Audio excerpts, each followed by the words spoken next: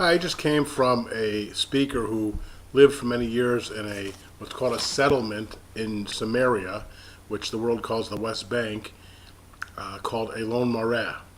And before I say anything else about it, I just want to read you a passage from the Torah portion of the week in which this fellow is speaking.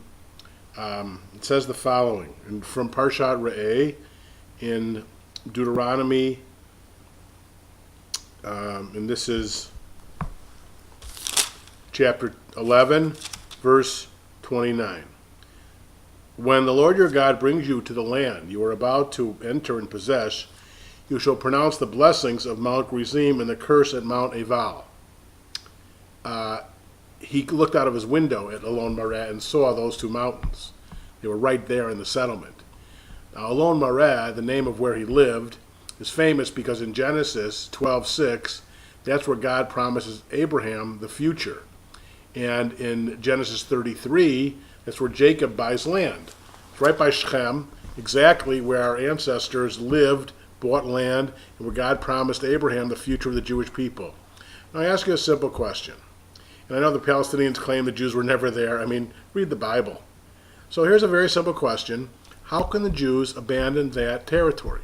How can they turn it over to Muslims, Arabs, who want to destroy Israel, when clearly the oldest document we have, way before the Quran, this is now Abraham, this is 2,700 years before the Quran, God promised Abraham and Isaac and Jacob that land to be your descendants.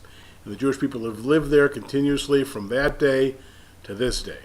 So why is the only place in the world where Jews are not supposed to live, where Abbas says under no conditions in a Palestinian state would Jews be allowed to live in the Palestinian state, is that the only place in the world that Jews cannot live would be the place where God spoke to Abraham and where Jacob bought the land, and where this fella I heard tonight lived there and could look out of his window and see right there the mountains of Gerizim and Ebal talked about in the Torah portion.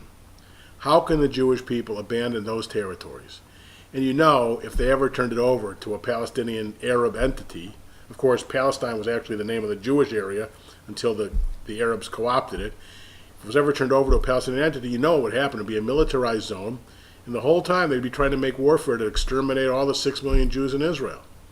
But it's so ludicrous to think about the Jews abandoning that territory when it was so clear to me tonight listening to this fellow who grew up there, who lived there, who came there, who lived there, in the same spot where God spoke to Abraham, according to Genesis 12:6, in the same spot where Jacob bought the land in Genesis 33.